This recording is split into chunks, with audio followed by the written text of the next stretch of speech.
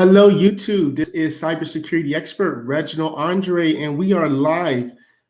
Today's Tuesday, April the 6th, and we are talking about another municipality whose water supply was affected. Now, you may be telling me, hey, Andre, that's old news, right? You talked about that, I don't know, maybe back in January where there was somebody remoted into the Tampa Bay water system, and they essentially raised the levels or the bars at a level where it essentially could have killed people. Well, this is actually a new report. Although this happened back in 2019, the federal indictment has just happened, and this is a Kansas man.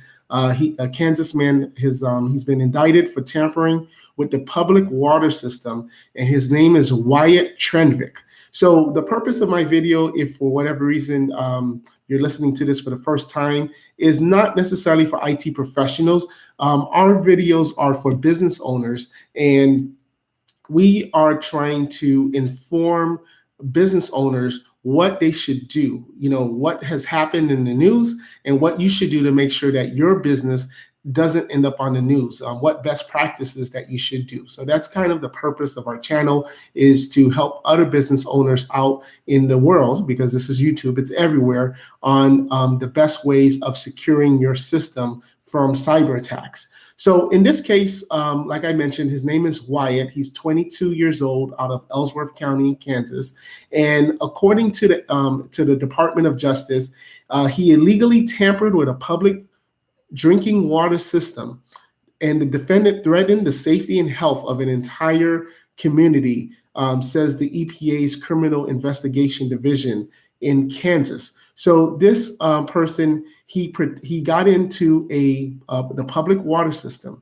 So in this case, though, it's not because they were hacked, but it's not necessarily that it was hacked from China, North Korea, or something like that. It was somebody in their own city that was working for this water supply company, or this water supply municipality, which is a government agency, and he still had access to the system 3 months after he was fired.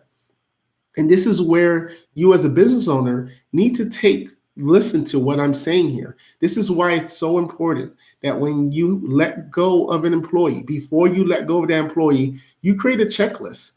You talk about what access do they have? Do they have a fob system? Do they have access to the camera system? Do they have access, in this case, remotely getting into the computers? Is there a card system where they can enter and go as they please? What passwords do they have? What account information? So anytime you hire an employee, you should first have a checklist of what information are you giving them, what tools are you giving them, what inventory items are you giving them, what computers are you giving them, what email addresses do they have access to that they're able to put on their phones. And then that same checklist of when you hire them should kind of just be a reverse. Okay, you're going to let them go.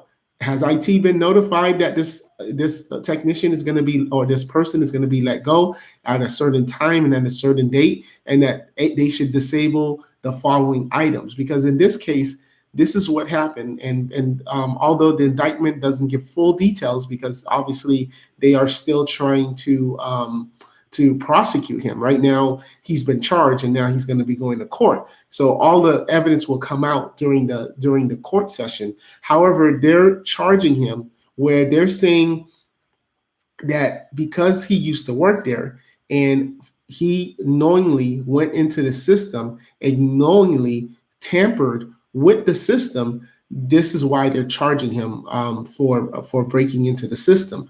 However, it's interesting because they're actually not necessarily charging him on any cyber-related crimes. They're going after him on something that's even, I would say, even more stronger, a stronger case, and that is tampering with a public water system. And the difference is this has up to 20 years in federal prison and a fine of up to $250,000.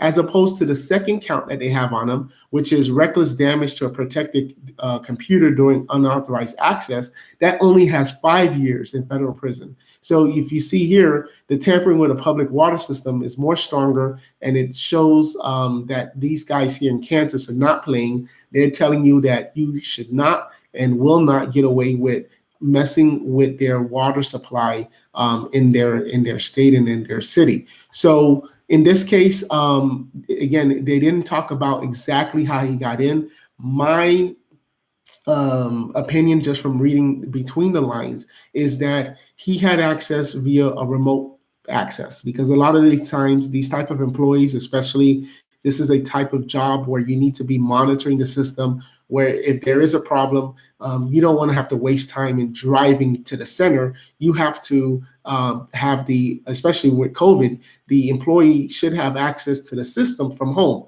in a secure manner. So when this happened in Tampa back in January, they were using a program called TeamViewer, which TeamViewer by itself is a legit application. It does great stuff. It's a great tool. However, if not used properly and used for the wrong ways, then that's when a hacker or someone can then get in via that access. So in my opinion, what I believe here happens is that when this employee left, either no one decided to turn off his account, or he knew someone else's account. Maybe it was a sticky note on the desk, or just maybe they follow. I've seen companies where they follow the same password. It's their first, the password is their last name with the first initial capitalized, the year they started, and then something like a $ or some type of character. And I've seen that, and I've seen a list where it's 20 employees and it's the same pattern. So perhaps this particular water supply government organization, maybe they had something like that, so it was easy to figure out what the next person's password is. But whatever the case is, if again, to the business owner, the point is that you have to have a onboarding checklist, an offboarding checklist, and especially if you're doing something as important as a water supply or any type of items that deals with supply chains, where even if you're the small French fry in the bucket, but if you get hacked or if something happens to your system, then everybody else gets affected. It's so important to protect your system. So I'll put a link below where the indictment happened, so you can read more about it if you're interested. And if you haven't liked or subscribed to our channel, please do so. We really appreciate it. We'll see you next time. Thank you.